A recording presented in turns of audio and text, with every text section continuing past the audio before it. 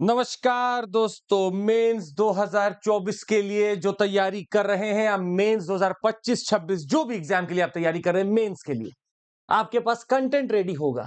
पर कंटेंट को सिर्फ दिखाना नहीं, उसको प्रेजेंट करना है। We must develop the techniques in order to present to the examiner कि भले ही मुझे कम पता है पर मैं ऐसे प्रेजेंट कर रहा हूं कि नंबर देना पड़ेगा आपको, और नंबर छीन लेंगे हम। यहीं से शुरुआत होती है। आइए समझते हैं कि मेंस में how do you do smart work. आपने मेहनत की सर, सल्यूट है। आपने कंटेंट बनाया, सल्यूट है। पर एक छोटा सा एंगल स्मार्ट वर्क का भी देख लेते हैं। जी हाँ, कई बार एग्जामिनर आपके प्रेजेंटेशन से भी उत्साहित होकर आपको नंबर दे सकता है, और हम कोशिश कर रहे हैं सेशन में आपको ऐसी ही चीज दिखाने का जिससे आप प्रश्नों को जवाब जब दें तो आप कहीं ना कहीं छोटे डायग्राम्स भी ऐसे बनाएं। कोशिश करिएगा पेपर 1, 2, 3, 4 आपके पास जो भी पेपर आए, आप एक क्वेश्चन में कम से कम एक रिप्रेजेंटेटिव स्कीमेटिक डायग्राम जरूर बनाएं। ज्योग्राफी मेरे लिए आसान है क्योंकि मैप्स आप बना लेते हैं, पर पेपर 2 में आप फंसेंगे, पेपर 3 में आप फंस सकते हैं, और पेपर 4 तक में आपको बन सकता है diagrams. Let's understand certain keywords and diagrams. Let's start the session. सबसे पहले एक बहुत प्रोबेबल क्वेश्चन है जो हमें इस बार के लिए लग रहा है, 2024 में भी आ सकता है, 25 में भी आ सकता है, और वो ये है कि क्या लोकल बॉडीज हमारी हैं वो ग्रसित हैं बहुत चीजों से। जी हाँ, ये लगातार न्यूज में भी रही है, इलेक्शंस भी हुए पिछले साल, और लोकल बॉडीज के ऊपर सवाल आ सकता है क्योंकि जम्मू कश्मीर में भी काफी बातें हो रही थी। लोकल बॉडी इलेक्शन में मेरे पास क्या दिक्कत आ रही है, लोकल बॉडी क्या क्या क्या इश्यूज हैं। सबसे बड़ी बात है इलेक्शंस कॉनंड्रम।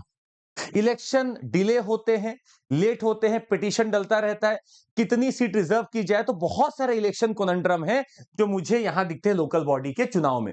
तो मैं लोकल बॉडी का एक डायग्राम बनाने की कोशिश करूंगा और मैं इलेक्शन कॉनंड्रम दूंगा।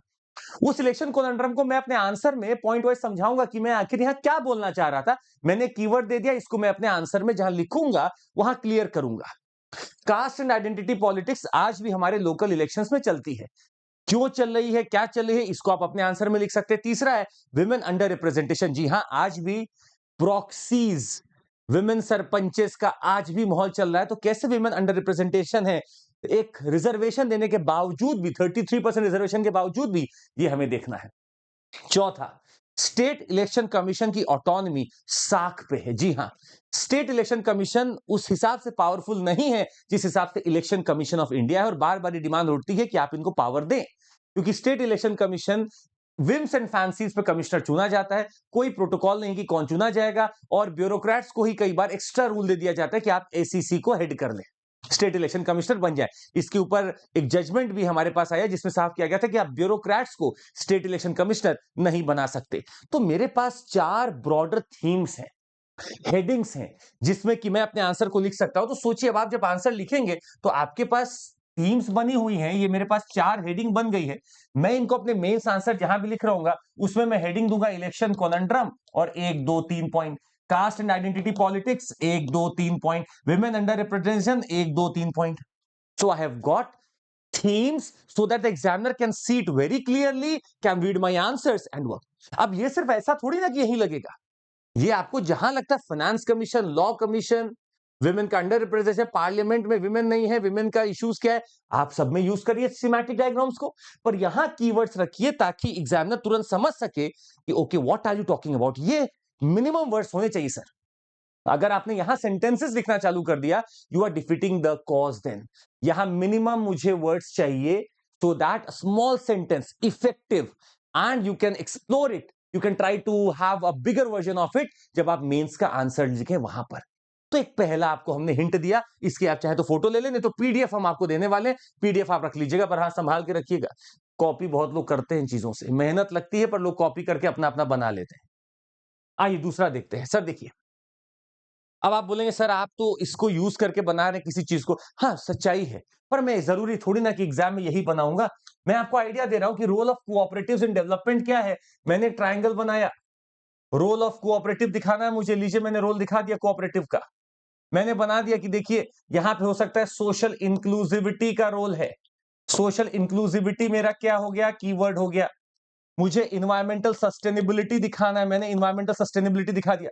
मैंने इकोनॉमिक एम्पावरमेंट दिखा दिया। ये आपके हाथ में सर कि आपको कैसे बनाना है। I am just showing you a way out. How do I present whatever is there in my head. मैं एग्जामिनर को शोकेस करना चाहता हूं कि सर मैं वो प्रोडक्ट हूं आईएएस का।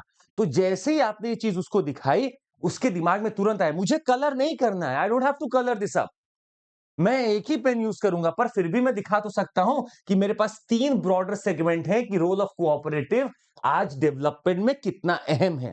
ये सोशल इंक्लूसिविटी लाता है, ये इकोनॉमिक एम्पावरमेंट करता है, जॉब्स क्रिएट करता है, और आज इन्वायरमेंटल सस्टेनेबिलिटी की आप बात करते हैं क्योंकि आपके बहुत सारे कोऑपरेटिव एग्रीकल्चर में लगे हुए हैं, बहुत सारे कोऑपरेटिव एनर्जी में आ रहे हैं। तो मेरे पास I have got 3 broader prioritized segments जिसमें मैं इसको लिख सकता हूं। अब जरूरी नहीं कि मैं यही 3 सेगमेंट लिखूंगा, मैं अपने आंसर में चौथा पांचवा सेगमेंट भी लिख सकता हूं, depending upon what marks it carry. 10 number का आएगा, 3-4 सेगमेंट बहुत है। अगर ज्यादा 15 नंबर का आ गया तो मैं 5-6 सेगमेंट लिख दूंगा। But I would try to showcase this to the examiner that I have that broader realm thinking, मैं ब्रॉड सोच सकता हूं। और कभी भी मेंस आंसर राइटिंग का पहला उसूल है ब्रॉड सोचिए और उसमें पॉइंटर्स लिखिए। आप छोटा सेंटेंस सोचकर या छोटा सोचकर बड़े में मत जाइए। एक बड़ा सेंटेंस पहले दिमाग में ब्रॉड फ्रेमवर्क बना लीजिए कि अच्छा मुझे इकोनॉमी की बात करनी है, मुझे डिजास्टर की बात करनी है, मुझे प्रिपेयर्डनेस की बात करनी है, फिर आप लिखिए। तो अगर आपके सामने क्वेश्चन आए जो कि आना बहुत लाजमी लग रहा है कि रोल ऑफ कोऑपरेटिव्स क्या हो सकता है डेवलपमेंट का, आप ये तीनों लिख दीजिए। अब इसी क्वेश्चन को अगर मैं चेंज कर दूं, अगर हम आपको बोलूं what can be the role of NGOs, क्या एनजीओस का रोल हो सकता है? जी हाँ, बिल्कुल आप इसको भी बना सकते हैं। मैं इसको लिख दूं role of pressure groups, sir बहुत आजकल न्यूज में चल रहा है रोल ऑफ प्रेशर ग्रुप्स, आप इसको भी लिख सकते हैं। What is the role of pressure groups? आपके पास हमेशा ये ट्रायंगल तैयार है, आप इसमें social inclusivity, environmental sustainability, economic empowerment, participation, जो आपको लिखना है लिखिए, but just try to showcase him कि हां मैं लिख सकता हूं। तो कोई भी ऐसा क्वेश्चन आए जहां रोल की बात की जा रही है, आप ऐसा बनाकर दिखा सकते हैं। तीसरा देखते हैं, एक बहुत इंपॉर्टेंट क्वेश्चन हमें लगता है जो कि हर बार ही आता है, पर लोग इसमें मिस कर देते हैं ब्रॉडर एंगल। इस बार लगातार आप देखेंगे कि आपने ईस्टर्न नेशन से कैसे बात की, और ईस्ट मेरा ट्रबल्ड भी है, बांग्लादेश ट्रबल चल रहा है, म्यांमार ट्रबल चल रहा है। अब आपके सामने क्वेश्चन आ सकता है, my question could be what is India's diplomacy in the east? East में क्या डिप्लोमेसी है? सर मेरे पास 3 ब्रॉडर रेल्म है जिसमें मैं इस पॉलिसी को डिस्कस कर सकता हूं कि मेरी डिप्लोमेसी क्या होगी। मेरे पास एक बहुत बड़ा रेल्म है, वो है एक्ट ईस्ट पॉलिसी का, इंडो पैसिफिक रेल्म का, और कंट्रोलिंग चाइना का। मेरे पास 3 ऐसे हथियार हैं जिससे मैं अपने आंसर के हेडिंग को तैयार कर चुका हूं। मैं एक्ट ईस्ट पॉलिसी में ईस्ट की बात कर सकता हूं, मैं इंडो पैसिफिक रेल में ईस्ट की बात करूंगा, और मैं कंट्रोलिंग चाइना में बात करूंगा। ये तो मैंने हेडिंग दे दी। अब मैं जब अपने आंसर लिखने जाऊंगा तो उसमें मैं इसको बता सकता हूं कि जब मैं एक्ट ईस्ट पॉलिसी की बात करना चाहता हूं, I would want to talk about the trilateral highway, I would like to talk about the Kaladan multi modal project, I would like to talk about this, ताकि मैं उनको कनेक्टिविटी की भी तो बात समझाऊं कि देखिए मेरा एक्ट ईस्ट का मतलब है कनेक्टिविटी। और एक इक्वेशन है जो हमने कई बार आपको दिया है, C is equal to D, जहां कनेक्टिविटी होगी वहां डेवलपमेंट भी होगा। तो मैंने एक्ट ईस्ट पॉलिसी और मैंने तो चीज वहां दिखा दी। आप इंडो पैसिफिक रेल में भी दिखा सकते हैं, what about your navigation in this Indo Pacific rail, how to ensure security in here, आप कैसे लोगों से सिक्योरिटी की बात करते हैं, आप कैसे यहां पर बात कर रहे हैं zero tolerance of any such activity that can disturb your security, zero tolerance है मेरा उनकी तरफ। मैं नेट सिक्योरिटी प्रोवाइडर हूं, मैं नेट सिक्योरिटी प्रोवाइडर हूं इस रीजन में। तो कहीं ना कहीं मैंने हेडिंग दी, उसको मैं ब्रॉड कर सकता हूं। और जब आप लिखते हैं कंट्रोलिंग चाइना, तो आपके दिमाग में तुरंत आता है कि क्या मैं आसियान का इस्तेमाल करके इसको कंट्रोल कर सकता हूं? बिल्कुल सर। क्या आज आप इंडियन ओशन रिम एसोसिएशन को लेकर कर सकते हैं? बिल्कुल कर सकते हैं। क्या आप यहां फिपिक की बात कर सकते हैं, forum for Pacific island countries? जी हां। So I have got my answers ready in broad themes, जो मुझे लिखनी है कीवर्ड के फॉर्म में, ताकि एग्जामिनर को तुरंत रेडी रेकनर जाए कि इसको पता है। और बाकी आप छोटे छोटे पॉइंटर्स अपने मेंस आंसर जो आप लिख रहे हैं ना, जहां वर्ड्स लिख रहे हैं वहां लिखिए, पॉइंटर्स में लिखिए, so that it represents a greater value कि आपको बहुत चीजें पता है, आप तो इसको बस ब्रॉड पहले कवरेज कर रहे हो। पर जब आप इसको बनाए हो, इसको बनाने का तरीका भी हम आपको बता दें, how do I make this?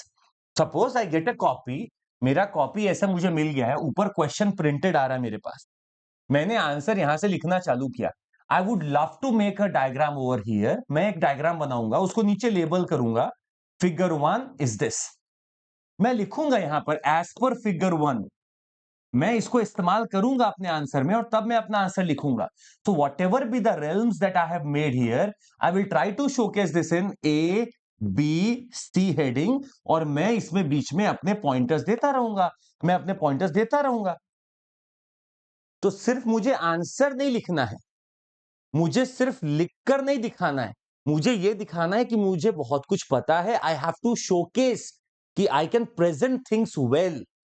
कई बार चीजों को आसान तरीके से अगर आप दिखा पाते हैं तो सामने वाला आपको बेहतर नंबर देने को तैयार है। उसी चीज को आप कॉम्प्लेक्स कर दीजिए। मान लीजिए मैं इसको हटा दूं, आप बस ये भर के आ जाइए। आपने अच्छा लिखा है पर फिर भी वो ढूंढ नहीं पा रहा है। यहां उसके लिए ढूंढना आसान हो गया सर। वो तुरंत रेस्पॉन्स करेगा आपके एक्शन का, और उसका रेस्पॉन्स क्या होगा? आपको नंबर छीनने में मदद मिलेगी। उससे नंबर छीनना है अपने को, एक एक नंबर छीनना है उससे। तो जो लोग इस बार दे रहे हैं वो भी तत्पर रहे, और जो लोग अगली बार भी देने वाले हैं, मेंस का प्रैक्टिस कर रहे हैं सर, पहले दिन से ही अपने अंदर ये चीज को ढाल लीजिए। अगला दिखाते, इसी पे एक और दिखाते हैं आपको। आइए, why Central Asia is important, why Central Asia has been important for India. Sir मेरे ब्रॉड थीम क्या है? रिसोर्सेज मेरे लिए इंपॉर्टेंट है, एनर्जी सिक्योरिटी मेरे लिए इंपॉर्टेंट है, कंट्रोलिंग चाइना फिर से मेरे लिए इंपॉर्टेंट है, और मैं इसके अंदर भी, सबके अंदर में मैं बातें कर सकता हूं। जब रिसोर्सेज का बात करें सर, तो एक से एक रिसोर्स मिलता है मुझे सेंट्रल एशिया में। आपको यहां तक कि ड्राईलैंड एग्रीकल्चर के बारे में आइडिया मिलता है। आप एनर्जी सिक्योरिटी का बात करते हैं सर, यूरेनियम का भंडार पड़ा है कजाकिस्तान में, तुर्कमेनिस्तान में आपका पड़ा हुआ है इतना ज्यादा गैस। आप कंट्रोलिंग चाइना की बात करते हैं, क्योंकि आप एससीओ की बात करिए ना, आप एससीओ की बात करिए, शंघाई कोऑपरेशन ऑर्गेनाइजेशन, जहां पर सेंट्रल एशिया बैठा है, और सेंट्रल एशिया मदद करेगा आपकी किसको पकड़ने में? चाइना को पकड़ने में। तो आपके पास सारी चीजें तैयार है, मुझे उसको क्या करना है? बस ऊपर से सजा कर लेकर आना है सर। तो रेस्टोरेंट में खाने का स्वाद तो मुझे पता है अच्छा ही है, पर अगर मैं उसको आपको प्रेजेंट भी अच्छे से कर दूं तो आपको खाने में और मजा आएगा। आप अब रिव्यू मेरा अच्छा देंगे। और देखते हैं, मान लीजिए मेरे पास एक सवाल आता है, क्योंकि आना भी चाहिए। बायो ई3 पॉलिसी की बात बहुत समय से चल रही है, और बायो ई3 पॉलिसी का मतलब है कि बायोटेक्नोलॉजी का आप इस्तेमाल करने वाले हैं। बायोटेक्नोलॉजी के ऊपर क्वेश्चन बहुत बार पहले भी बना, फिर से बन सकता है। मुझे ब्रॉड हेडिंग पहले दिखानी है कि बायोटेक्नोलॉजी का कहां कहां इस्तेमाल है, कैसे इस्तेमाल है। तो मुझे ब्रॉडर हेडिंग में पहले क्या दिखा कि बायोटेक्नोलॉजी का इस्तेमाल आपको अगर लिखना है तो आप सिंपल ऐसे लिखिए, एग्रीकल्चर, आप ऐसे लिखिए, क्या दिक्कत? हेल्थ केयर, आप ऐसे लिखिए, यहां पर हेल्थ केयर। आप यहां पे लिखिए इंडस्ट्री, उसको पढ़ने में भी आसान हो और आपको लिखने में भी अच्छा लगे। और आप यहां लिखिए energy, that would B energy over here. Whatever be it, you have to present it in a manner so that the examiner loves the answer and he or she is ready to give you marks. Content पे ही अगर सबको number मिल जाता sir, तो जो जितना बढ़िया पढ़ रहा ना उसको कंटेंट नंबर बहुत मिलता है। पर यहां पे बाजी वो लोग मार जाते हैं जो कि प्रेजेंट कर पाते हैं कि मैं भले ही दो चीज कम जानता हूं, पर मैं जितना जानता हूं उसको ऐसा दिखा दूंगा कि सामने वाला मुझ पर फिदा है। बायोटेक्नोलॉजी का एग्रीकल्चर, हेल्थ केयर, इंडस्ट्री और एनर्जी। अब इसमें आप बात करिए 10 तरीके की। आपके पास बहुत सारी पॉलिसीज है, बहुत सारे तरीके हैं लिखने की। कैसे बायोटेक्नोलॉजी हेल्थ केयर में रेवोल्यूशन ला रहा है, कैसे बायोटेक्नोलॉजी ने एग्रीकल्चर में चीजों को अच्छा कर दिया, प्रोडक्शन बढ़ा दिया, कैसे बायोटेक्नोलॉजी का इस्तेमाल आज आप एनर्जी में कर रहे हैं, एंजाइम्स बनाने में कर रहे हैं, वेस्ट को हटाने में कर रहे हैं, कैसे बायोटेक्नोलॉजी का इंडस्ट्री में यूज हो रहा है एंजाइम्स में। You can write about this, पर कंटेंट होना चाहिए आपके पास। कंटेंट के बाद इसको ओवरले करिए with some nitty gritties of what exactly this all can be. A very important lesson, I would say. Moving forward, suppose it's a very basic question. जैसे लिखा हमने इंपॉर्टेंस ऑफ पार्लियामेंट्री कमिटीज, बहुत basic question है। यहां importance of कुछ और भी आ सकता था। अब मेरे पास एक बहुत सिंपल सा इमेज है जो आप बना सकते हैं सर। आप एक एरो बनाइए। अगर मुझे लगता है कि मैं 4-5 पॉइंट्स लिखने में सक्षम हूं तो मैं उतने ही एरो बना दूंगा। मैंने यहां पर 5 एरो आपको दिखाया कि देखो पार्लियामेंट्री कमेटी का बहुत सारा फायदा दिखता है। पहला फायदा मुझे क्या दिखता है? स्क्रूटनी में फायदा है कि पार्लियामेंट्री कमेटी होगी तो किसी चीज को अच्छे से पढ़ेगी, स्क्रूटिनाइज करेगी। स्पेशलाइजेशन है उस कमेटी में, हो सकता है मैंने एक्सपर्ट्स को बैठाया हो, वो एक्सपर्ट रिव्यू करेगी, स्पेशलाइजेशन करेगी उसका।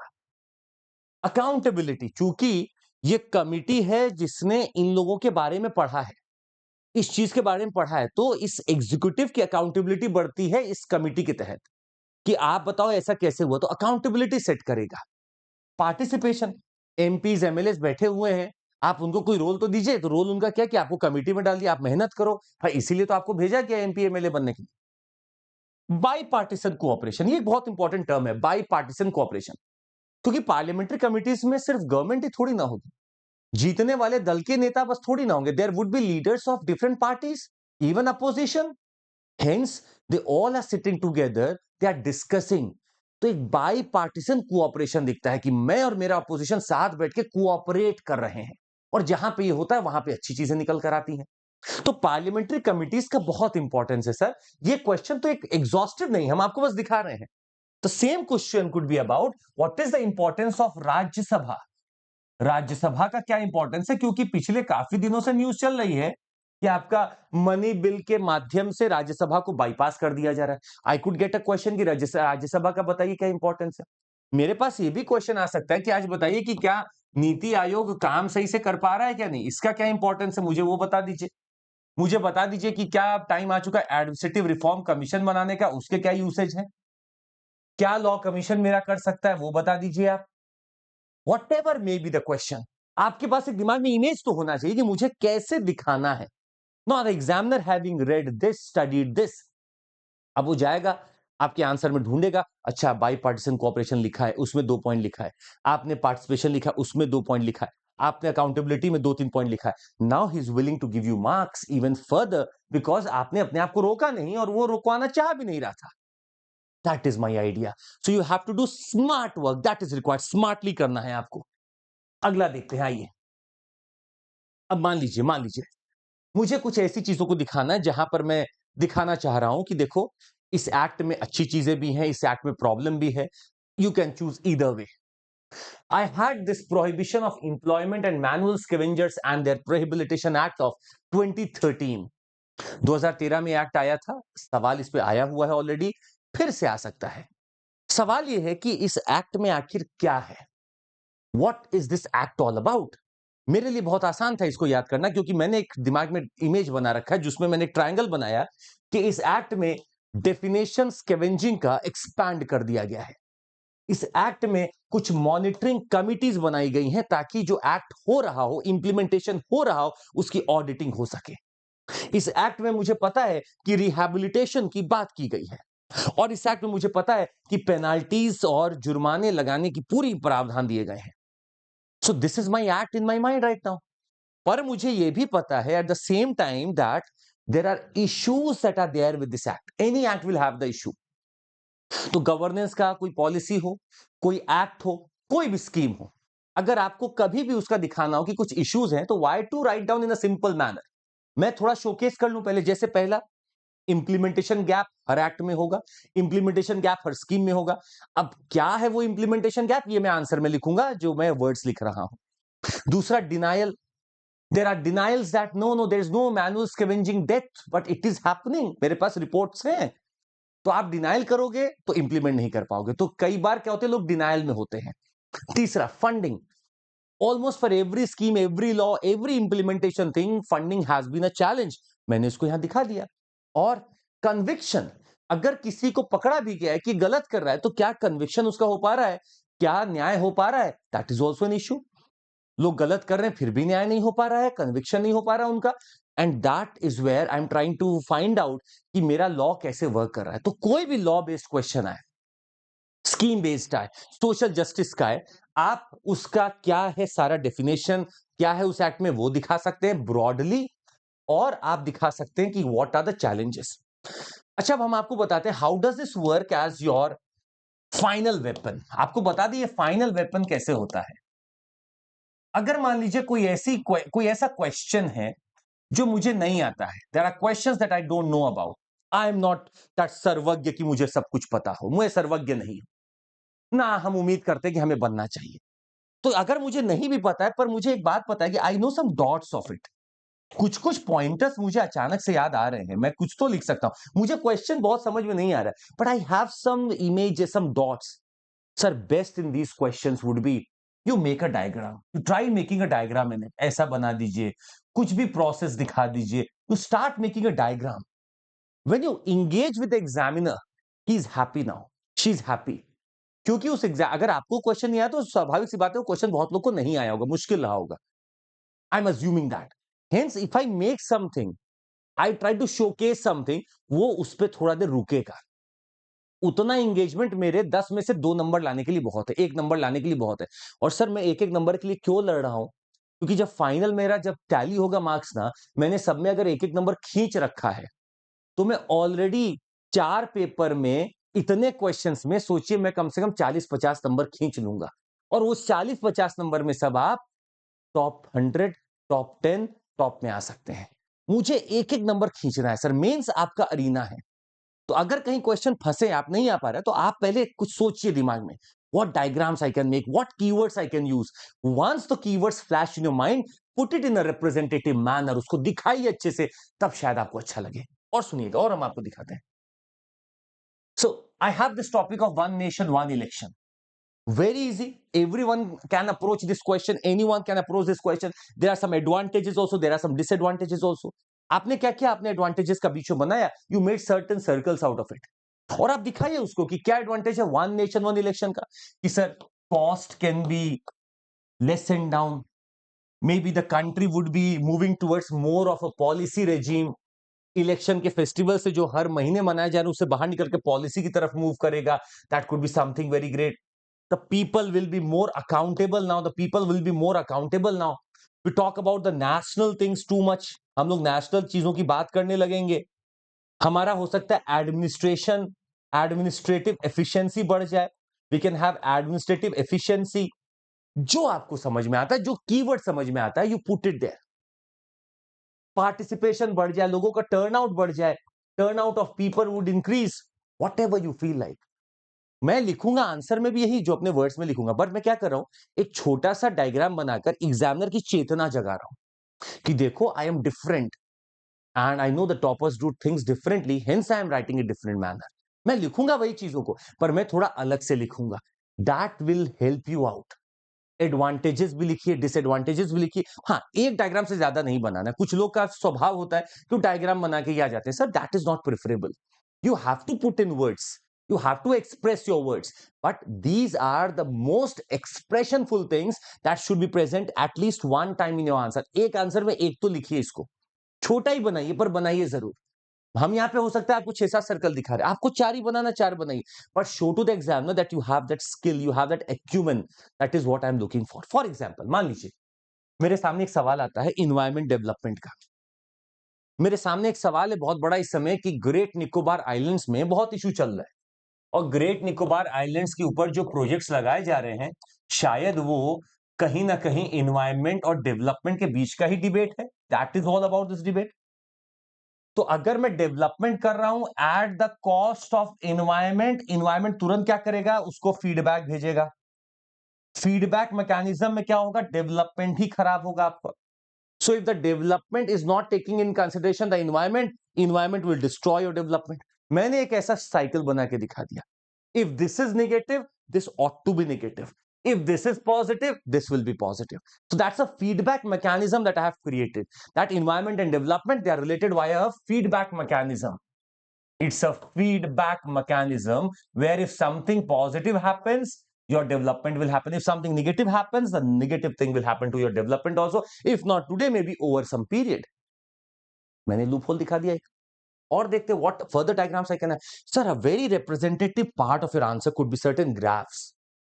Suppose poverty के ऊपर question आया sir, I think you can easily make a graph wherein हो सकता है आजादी के बाद से where you had a slow pace of poverty reduction, एक अचानक से बहुत अच्छा स्कोप आता है जहां पर पॉवर्टी बहुत तेजी से गिरती है। तो मैं पॉवर्टी रिडक्शन पे बात कर सकता हूं। आप एग्रीकल्चर प्रोडक्शन पे कर सकते हैं sir. Imagine your agriculture production was plateaued and green revolution increased it, again now it is plateaued, we need another revolution now. आपके आइडियाज को जब आप ग्राफ में उतार के दिखाएंगे, it would be a very representative. हमारे यहां cases against women as per NCRB has been increasing. I don't have to write much in words. मैं क्या करूंगा, मैं दिखाऊंगा कि NCRB के रिपोर्ट के हिसाब से these are the cases against women. They are increasing. They have an increasing tendency. What exactly am I doing? I am trying to showcase that sir मुझे पता है, मैं रिप्रेजेंट भी कर सकता हूं और मैं आपके भीतर भी उस चेतना को जगा सकता हूं. This is what is my call. बनाना जरूरी है सर, उसको दिखाना जरूरी है। And when you make certain trends via some graphs, it helps you out. हम कई बार दिखाते हैं आईआर में, कुछ ग्राफ दिखाते हैं, जैसे हम आपको भी दिखाना चाहेंगे, आराम से देखिएगा। Imagine I wanted to show you India and Sri Lanka का relationship. India Sri Lanka relationship were going so well, went down for some time, again improved and again went to abyss. Now we are again trying to have some takeover of it. क्यों ऐसा हुआ, इसका reason आप इन arrows पे दे दीजिए कि क्यों ऐसा हो रहा है। चाइना का मेडलिंग हो रहा है, एलटीटी का इशू हो रहा है, lot of issues are there. तो मैं इस ग्राफ से क्या दिखा रहा हूं, मैं श्रीलंका और इंडिया के बीच का एक रिश्ता भी दिखा सकता हूं कि वो अच्छा हो रहा है, बुरा हो रहा है, कैसा हो रहा है। आपका जो दिखाने का तरीका है, उससे एग्जामिनर अगर प्रभावित है तो आपको नंबर देगा ही देगा। और देखिए, for example micro small and medium enterprises है, कितना इंपॉर्टेंट है मेरे लिए। इतना इंपॉर्टेंट है सर कि ये आपके पूरे जीडीपी का 29% कंट्रीब्यूट करता है, आपके एक्सपोर्ट का 46% काउंट करता है, आपको 11 करोड़ लोगों को इंप्लॉयमेंट दे रहा है। That is my importance. I showed it by just a figure there. That is my importance of MSME. अगर कोई पूछे कि एमएसएमई को इंप्रूव कैसे करना है फर्दर, पहले ये तो बताओ है स्टेटस क्या, तब इंप्रूव की बात करेंगे। आपको हर चीज अगर शोकेस कर सकते हैं image in your mind, it is going to help you through this examination. और देखते हैं, ये तो हमने आपको बहुत बार बताया भी है। कोई भी क्वेश्चन आए इंडिया का आईआर में, कोई क्वेश्चन आए, India China, India US, India Maldives, India West Asia, India Central Asia, any country irrespective of wherever it is, आपके पास एक पिरामिड हमेशा तैयार रहेगा। इंडिया और उस कंट्री के बीच में क्या क्या पिलर्स हो सकते हैं, बहुत कुछ हो सकता है। रिसोर्स है, कनेक्टिविटी है, हिस्टोरिसिटी है, इकोनॉमी है, जियोपॉलिटिक्स है, बहुत कुछ हो सकता है, डिफेंस है। आपको जो लिखना है इसमें लिखिए, डायस्पोरा है, whatever you feel is prioritised over there, आप वो लिखिए। इंडिया वेस्ट एशिया की बात करते हैं सर, तो I know that yes we have got economy, we have got resources, we have got connectivity, मेरा जियोपॉलिटिक्स के लिए बहुत इंपॉर्टेंट है, इसीलिए मैं इसको लिख रहा हूं। तो जैसे आप ये पिलर्स बनाते हैं, that India and UAE, India and maybe और जर्मनी और France, India and Maldives, these are the pillars over which the relationship has developed. ये वो पिलर हैं जिसके ऊपर रिलेशनशिप बना है, आपको बस ये शोकेस करना है। अब आप अपना जहां आंसर लिख रहे हैं, try to include it. Historicity, economy, trade, deals, defence, science and technology, education, health, जो आपको लिखना है, socio economic, put it there. क्योंकि आप अगर स्ट्रक्चर्ड वे में आंसर लिखते हैं तभी आपको नंबर मिलता है। अगर आपके आंसर हेवायर हैं, जो कि कई मतलब आपको पता है नॉर्मली यही होता है, our answers are not prioritised, our answers are whatever we know we put it there, we want to put it there, but if you try to prioritise it, that is the moment you are thinking to become an IAS. वो करना है अपने को। और देखते हैं, मान लीजिए मेरे पास एक क्वेश्चन आता है और मैं बहुत सिंपल डायग्राम बना रहा हूं। कोलेजियम फॉर जजेस का एक आया क्वेश्चन कि इज इट वर्किंग फाइन, क्या दिक्कतें हैं, कोलेजियम फॉर जजेस है तो क्या दिक्कत है। सर दिक्कत देखिए, इश्यूज क्या है, नॉन ट्रांसपेरेंसी, किस जज को कहां बना रहे हैं मुझे नहीं पता चल रहा है, बस मन से बना रहे हैं। अंकल जज सिंड्रोम, नेपोटिज्म है, नॉन फिलिंग ऑफ वैकेंसीज है, इसी के कारण मेरी वैकेंसीज नहीं भर पा रही है। रिजर्वेशन नहीं हो पाता क्योंकि आप जब चुनते हैं अपने हिसाब से तो there is no system of it, there is no reservation in it. Lack of diversity है, विमेन रिप्रेजेंटेशन हो ही नहीं रहा है सर, हो ही नहीं रहा। 4% विमेन बस हायर जुडिशरी में आज तक नहीं है, 4%। That is under representation of women, lack of diversity. तो मैंने एक बार इश्यूज ऐसे बना लिए दिमाग में, मैंने एग्जामिनर को दिखा दिया। Now while I was writing words, I take care of all these things with some extra pointers in it. तो मैंने कीवर्ड्स दे दिए, अब मेरा आंसर लिखना आसान हो गया। सर इन चीजों में समय लगता है, बट आई थिंक आपने कंटेंट तैयार कर रखा तो ये सारी चीजें आपके लिए बहुत अच्छी हो सकती हैं। Okay, imagine good governance question has come. I can put 6 points: accountability, transparency, responsive, inclusive, rule of law, consensus, and that is good governance. Suppose my question in ethics has come और ethics से मुझे stake holders दिखाने हैं, कोई दिक्कत नहीं, आप ethics का केस बीच में लिखिए कि what is the case about, dilemma क्या है, और ये 4-5 स्टेक होल्डर्स मेरे बन गए। आप एथिक्स में स्टेक होल्डर्स दिखा सकते हो इससे, वेरी इजी, वेरी इजी। आपको दिखाना, मान लीजिए suppose you wanted to show something that is moving as a cycle, it could be a virtuous, it could be a vicious cycle. Naxalism क्यों है सर, ट्राइबल डिसकंटेंट है, क्यों है, एडमिनिस्ट्रेटिव वैक्यूम है, सोशियो इकोनॉमिक गैप है, easy target वो बन जाते हैं इसलिए ट्राइबल डिसकंटेंट है, एडमिनिस्ट्रेटिव वैक्यूम है, that goes on and on, on and on, on and on. And hence my Naxalism still present in the country. आज भी प्रेजेंट है। मैंने किया क्या, मैंने सिंपल सा एक डायग्राम बना के उनको दिखा दिया कि see these are the keywords that I will use in the rest of my answer. मुझे इसी में घूमना है, मैंने अपना फ्रेमवर्क तय कर लिया। और देखते हैं, very easy question also and will come. आखिर जजेस का कोलिजियम सिस्टम इवॉल्व कैसे हुआ? देखिए, इसमें बहुत लोग बहुत कुछ कर सकते हैं। हमने क्या किया, हमने एक लाइन बनाई, बीच में लिखा पहला फर्स्ट जजेस केस 1981, लिखा कंसल्टेशन इज नॉट कॉन्करेंस। हमने लिखा सेकंड जजेस केस 1993, कोलेजियम यहां बर्थ कर रहा है, consultation is concurrence and concurrence is CGI plus 2 senior most जजेस। मैंने लिखा 1998 थर्ड जजेस केस, कोलेजियम को एक्सपैंड कर दिया, और हमारा फोर्थ जजेस केस है नेशनल जुडिशियल अपॉइंटमेंट कमीशन को, जिसको इनवैलिड घोषित कर दिया। हो गया मेरा काम। What am I doing is, I'm trying to show the evolution of something, and that evolution can be easily shown via such arrows. You have to work upon it. हमने आपको बहुत सारे options दिए हैं. Depending upon whatever question is and whatever points you have, you choose the diagram, but you should make it. और जब आप बनाने लगेंगे, तब आपको इनकी आदत पड़ जाएगी. And I assure you, in copies, if you write down this way, or in this manner, if you write down, there is what you are going to score. आप स्कोर करके आएंगे सर, ये मेरी गारंटी है।